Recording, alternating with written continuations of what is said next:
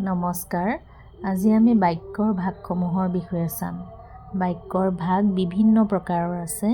তাৰ ভিতৰত প্ৰথমটো হৈছে বৰ্ণনা বা নিশ্চয়াত্মক বাক্য।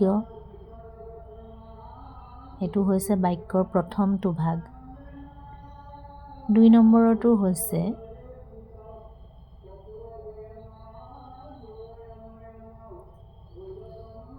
অনুজ্ঞা বা আদেশসূচক বাক্য। ২ নম্বৰৰ বাক্যৰ ভাগটো হৈছে অনুজ্ঞা বা আদেশসূচক বাক্য। ৩ নম্বৰটো হৈছে প্ৰশ্নবাচক বাক্য।